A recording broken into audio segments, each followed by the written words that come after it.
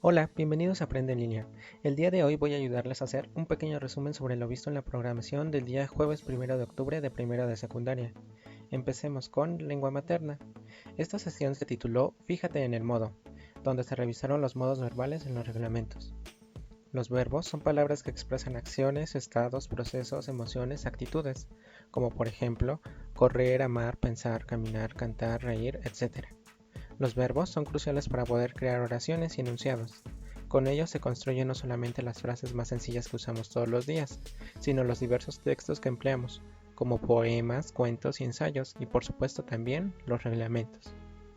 Los verbos pueden cambiar el sentido de una oración. Al ver un verbo hay que fijarse cómo está escrito, a quién se refiere la acción, es decir, si la realiza quien habla, como en yo voy a la biblioteca, por ejemplo, o si la realiza aquella persona o elemento de quien se habla, como en tú vas a la biblioteca. Esa persona que se identifica, yo, tú, ella, él, nosotros, se conoce como persona gramatical. También hay que fijarse en el tiempo gramatical, si es pasado o presente, por ejemplo, y el número, es decir, si la acción la realiza un solo elemento o persona, es decir, si está en singular, como en yo voy a la biblioteca, o si la realizan varias personas o elementos en plural, como ellos van a la biblioteca. Otro ejemplo en una indicación sería, los alumnos deberán atender las indicaciones de seguridad. Deberán indica una acción que realiza alguien de quien se habla, que denominamos tercera persona, plural porque nos referimos a los alumnos, e indica una acción que se realizará después de que se emite un texto, por lo que el tiempo gramatical empleado es en futuro. Sin embargo, hay formas de los verbos que no refieren estas categorías. Nos referimos a las formas en gerundio, por ejemplo, estudiando y corriendo. Los gerundios como los participios, por ejemplo, escrito, dicho, autorizado. Participio y gerundio no indican por sí mismos la persona o número gramatical. Escrito no nos dice quién lo escribió ni cuándo.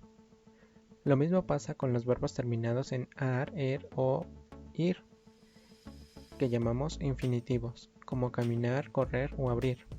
Dado que en su forma no especifica las personas gramaticales, se dice que es infinitivo. El gerundio y el participio son formas no personales del verbo. Los verbos en infinitivo se utilizan ampliamente en los reglamentos y otros textos normativos. Los verbos en infinitivo no se encuentran conjugados en ningún tiempo y no indican una persona gramatical específica, por lo que da a entender que todas las personas deben acatar las normas en todo momento. En pocas palabras, se puede decir que son indicadores de a quién se dirige, es decir, un público indeterminado. Los verbos en infinitivo se pueden usar para mencionar derechos y obligaciones. Por ejemplo, en español existen tres modos verbales: indicativo, subjuntivo e imperativo. El indicativo expresa la acción del verbo como real, es el modo que se emplea para lo factual, es decir, lo fundamentado en hechos.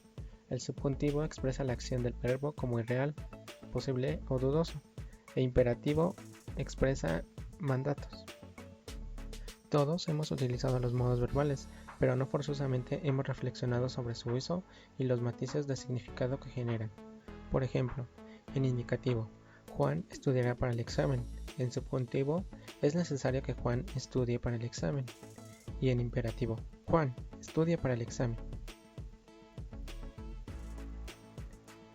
En el reto del día de hoy tendrás que solucionar estos ejercicios que se te presentan. Del lado izquierdo tendrás que relacionar las columnas y del lado derecho tendrás que completar las tablas.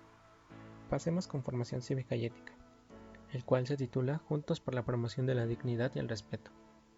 Ninguna nación, ninguna persona esperaba vivir una crisis sanitaria como la provocada por el COVID-19.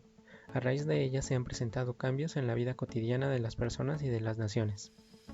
Desde el inicio de la pandemia, la Organización Mundial de la Salud propuso estrategias para contrarrestar la expansión del COVID-19 por todo el mundo.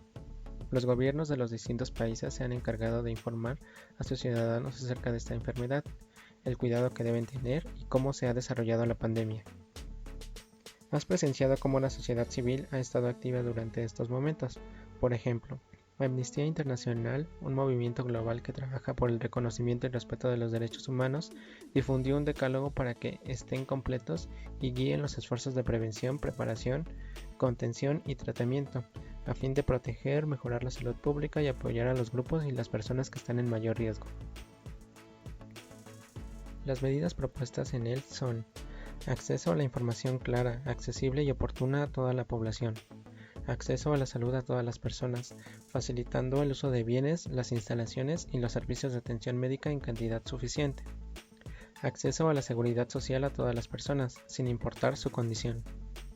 Protección y cuidado de los trabajadores y las trabajadoras de la salud y a sus familias. Apoyo a grupos vulnerables por su condición de edad o dolencias médicas preexistentes, ya que éstas están más expuestas a contraer el virus.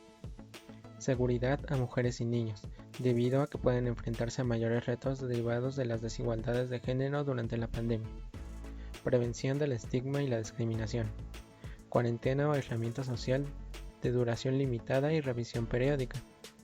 Restricción y prohibiciones de viaje, sin afectar el derecho a la libre circulación. Solidaridad y cooperación internacional. En el reto del día de hoy deberás pensar en una propuesta para lograr un ambiente de respeto entre los miembros de una familia. ¿Qué reglas podrían promover la convivencia con respeto? En la imagen se te da un ejemplo para que te guíes en ella.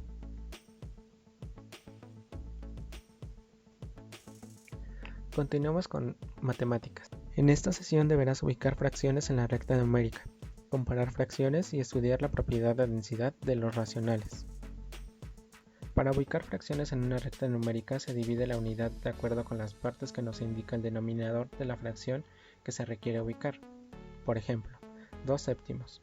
En este caso dividiremos el entero o la unidad en 7 partes iguales, 1, 2, 3, 4, 5, 6, 7. 7 séptimos, o un entero para ubicar 2 séptimos. Contaremos las divisiones desde 0, 1 y 2 y hemos encontrado el punto en la recta numérica, 2 séptimos. Fracciones impropias. El otro caso son las fracciones impropias. Hagamos un ejemplo. 7 medios. Todos los enteros los dividiremos en 2 partes debido a su denominador y empezamos a contar desde 0. 1 medio, 2 medios, 3 medios, 4 medios, 5 medios, 6 medios, 7 medios, 8 medios. Vamos a contar desde 0 al número que nos indica el numerador. Y así hemos encontrado el punto de 7 medios. La fracción es un número y sus componentes son el numerador y el denominador. Ahora compararemos fracciones que tienen el mismo denominador o el mismo numerador y compararemos cuál tiene mayor orden de magnitud con respecto a la misma unidad de referencia. Vamos a empezar con la primera pareja, donde tenemos 4 séptimos y 3 séptimos, es decir, cada barra está fraccionada en 7 partes iguales, de acuerdo con el denominador.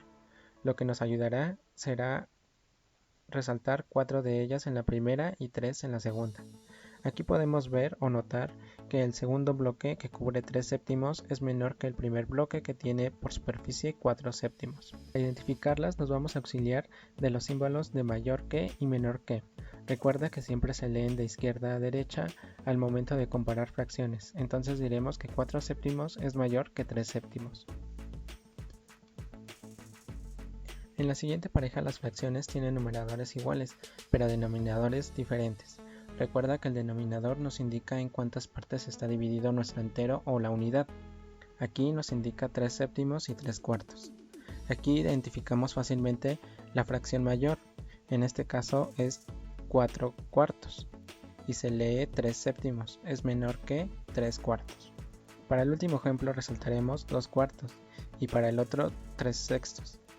De esta manera identificamos que tenemos exactamente la misma superficie cubierta entre una y otra, ya que ambas fracciones son equivalentes. Historia. El liberalismo, un asunto de ayer y hoy. El liberalismo surge a finales del siglo XVII y cobra mayor relevancia en el siglo XVIII, también llamado siglo de las luces. Se desarrolla en Europa, principalmente en Francia, con pensadores como Charles Louis de Secondat, barón de Montesquieu, y en Gran Bretaña con John Locke. De acuerdo con la Real Academia Española, el liberalismo se define como una doctrina política que postula la libertad individual y social en lo político y la iniciativa privada en lo económico y cultural, limitando en estos terrenos la intervención del Estado y de los poderes públicos. Por lo tanto, podemos identificar 3 ámbitos clave del liberalismo: el ámbito social, el político y el económico. En el ámbito social, el liberalismo postula la libertad como un derecho, pues de acuerdo con los pensadores e ilustradores, la libertad es un estado natural del ser humano que le permite tomar decisiones sin depender de otros. Algunos ejemplos de las libertades que planteaban los pensadores liberales e ilustradores son la libertad de prensa, de expresión, de asociación y de libertad de culto, que está ligada al laicismo y a la separación de la Iglesia y del Estado. En el ámbito político, sus características son la igualdad ante la ley y el derecho a la ciudadanía, lo que otorga a las personas derechos y libertades individuales. En oposición al absolutismo postularon la soberanía popular. Dentro del ámbito económico, gracias al liberalismo, se dio la transición de una economía totalmente regulada por el Estado a un libre comercio. Sus principales características son el fomento de la propiedad privada y la libertad del comercio y la reducción de las regulaciones impuestas por los gobiernos, lo cual sentaría las bases del capitalismo. Durante el siglo de las luces, los grandes pensadores ilustrados comenzaron a plantear críticas al sistema establecido de la monarquía absoluta, sugiriendo el cambio de este modelo hacia la democracia y la república, un sistema donde todos gozaran de derechos naturales y fueran capaces de compartir el poder de decisión del Estado, que hasta entonces solo lo tenía el rey. Los pensadores ilustrados y los consecuentes revolucionarios burgueses planteaban ideas muy liberales. Sin embargo, no eran suficientemente liberales para que sus postulados de igualdad de derechos incluyera a las mujeres, los pobres y las personas de otras etnias. Luego de la Revolución Francesa, los burgueses de la Asamblea Nacional escribieron la Declaración de los Derechos Humanos del Hombre y el Ciudadano, que contemplaban los derechos naturales de los ciudadanos franceses. Sin embargo, a las mujeres no les concedía la ciudadanía. Los revolucionarios franceses pretendían que el pueblo fuera acreedor a libertad. Los revolucionarios franceses pretendían que el pueblo fuera acreedor a libertades y derechos, y Olympe de Gouges buscaba que estos mismos derechos les fueran otorgados a las mujeres, de modo que ellas, al igual que los hombres, pudieran expresar y publicar sus opiniones, además de tener el derecho de participar en la vida política de su país, cosa que hasta entonces se les había negado por el simple hecho de ser mujeres. Las ideas del liberalismo que retomamos son los derechos naturales del hombre, como la libertad y la igualdad.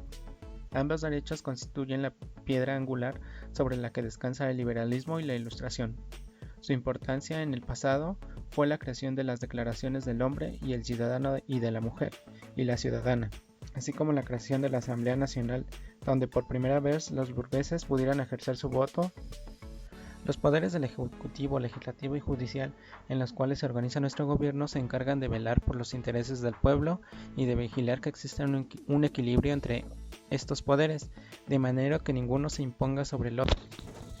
De hecho, la Constitución de 1857 se basó en algunos de los principios de la Declaración de Independencia de los Estados Unidos. Constitución Política de la República Mexicana, sobre la indestructible base de su legítima independencia, proclama el 16 de septiembre de 1810 y consuma el 27 de septiembre de 1824. El reto de hoy. Completarás el reto de esta semana. Recordarás que el reto fue la elaboración de una historieta. En ella debe concentrarse la información de lo que revisaste durante la semana, es decir, las características de la monarquía absoluta y de la sociedad elemental, el origen del liberalismo y sus principales ideas, la influencia de la burguesía en la difusión del liberalismo.